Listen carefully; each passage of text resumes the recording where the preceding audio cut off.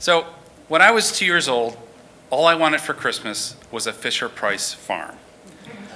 They had one at my doctor's office, and I loved playing with it. It was this full set. It was like a silo. There's like plastic fencing and chickens. But what I loved the most was the barn, because when you opened the door of the barn, it went moo. Open it real fast, moo. Open it real slow, moo. Pump it, moo, moo, moo. Hours of entertainment, right? But I wasn't sick often enough to really get to know it. So I said to my mom, I'm like, Mommy, I want a Fisher-Price farm for Christmas. I'm gonna ask Santa. Now, I thought my mother would be excited. She did not look excited. She put a hand on my shoulder and she said, I don't know if Santa can bring that to you unless by Christmas you can use the big boy potty. And I was like, okay, boomer, that's not how Santa works. Because Santa's my boy. We had a thing going. I knew I just had to talk to the big guy directly. So we go down to the mall, and you're waiting in line to talk to Santa. My mom's off whispering to one of his helpers, and I'm just working on my speech, right? I would like the Fisher-Price farm, please, because I know Santa's a big fan of please and thank you, right? Finally, it's my turn. I get on Santa's lap. He's like, ho, ho, ho, Merry Christmas. What would you like this year, Ronnie? Because he's my boy. And I go, I would like the Fisher-Price farm, please. I thought Santa would be excited. Santa did not look excited. He put a hand on my shoulder. And he said,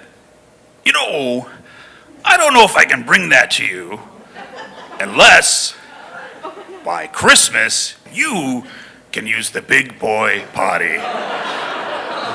And I was just reeling. I was like, oh my gosh, my mother predicted word for word what Santa was gonna say. I just couldn't process it, and she kind of leads me away, and she's like, it's okay, we just have you potty trained by Christmas.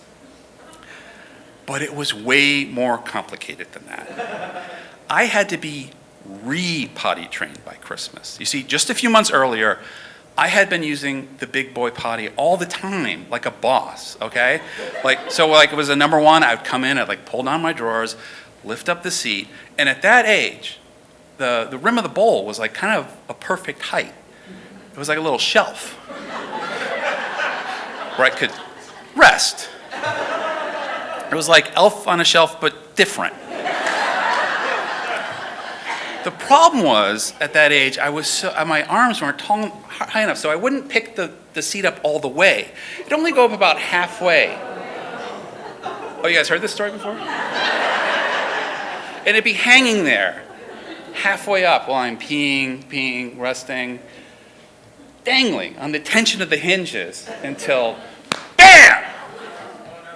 The third time this happened to me, I said, this is a bad idea. And I go back to diapers.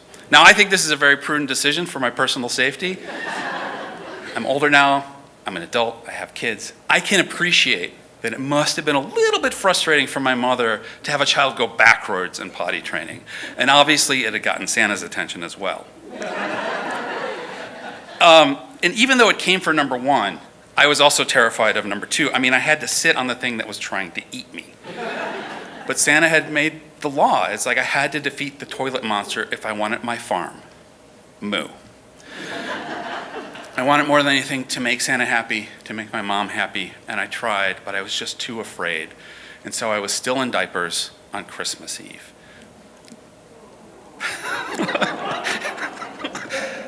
I don't want to spoil it. I got there, guys, okay? So Christmas Eve is this important night for my family. My whole extended family, aunts, uncles, cousins, we'd all gather at my grandparents' house. It wasn't exactly Norman Rockwell Christmas. Basically, we'd have a big meal, and everyone would watch football while Grandpa snored in the lazy boy. But there was one magical thing. Santa would bring me and each of my cousins one present Christmas Eve, a night early. I know you thought I was flexing when I said Santa was my boy, but I had Christmas platinum status. And I knew I hadn't held up my end of the bargain, right? I was not using the big boy potty, but I tried. And I thought maybe Santa gave credit for trying. Because under the tree, that box looked like it was about the right size, right? Maybe my farm was there. But when I opened it up, I got boots. And while my cousins are all playing with their brand new toys, I found a note that said, "I really hope you can use the big boy potty by Christmas. Ho, ho, ho, Santa." I was like, oh man, like that's tomorrow. This has to happen, right? And I gave my mom the nod and she's like, oh, let's go. Okay, my grandparents were very old world, which is what you say about people you love when they're crazy. They had a partially finished basement. That meant it was like cement and cinder blocks, but they also had a full-on second kitchen down there, my grandpa's pool table, and for reasons I've never understood, a toilet in the middle of the room. Not a bathroom, a toilet, separated from everything else by a shower curtain. This is where my mother chose to take the boy who was afraid of toilets. So I'm on this scary, creepy, old world serial killer toilet, scared to death. I'm scared that Santa's not gonna bring me my present, and all this fear is creating all this tension in my little tiny body, which is stopping me from doing the thing I'm there to do. I was literally scared poopless. And I can't even look down because I'm afraid of this thing, right? And I'm just and I just making full eye contact with my mom. And in this incredibly awkward moment, my mother goes, "Said the night wind to the little lamb, do you see what I see?" And I don't know if she was trying to relax me or just take her mind off the fact that she was watching me try to poop. "Way up in the sky, little lamb, do you see what I see?" I can't even process this. Now I'm scared, constipated, and confused. But my grandma's down at her old world second kitchen pulling cookies out of her oven. She comes in with the harmonies. A star, dancing in the night, with a tail as big as a kite. I know it sounds pitchy. That's a spot-on rendition of my grandmother, though. So I'm full-on freaking out at this point. But my uncle hears this, and he comes down the stairs like he's Bing Crosby, right? "Said the little lamb to the shepherd boy, do you hear what I hear?" And this becomes the sign for everybody upstairs that the party is now downstairs. Aunts, uncles, cousins, all gathered around the shower curtain separating them from this toilet. "Do you hear what I hear?" We're not this family, right? We don't carol. We don't sing to the sweet baby Jesus hoping for a Christmas miracle. A song, high above the trees, with a voice as big as the sea. But they wanted my wish to come true. They wanted my mother's wish to come true. And they were showing me the lesson that she was trying to teach me, the lesson Santa was trying to teach me, that sometimes it's not enough just to make a wish. You've got to do something to make it come true. The child, sleeping in the night, he will bring us goodness and light. And I wasn't afraid anymore. The scary toilet monster had turned into a Christmas commode of love.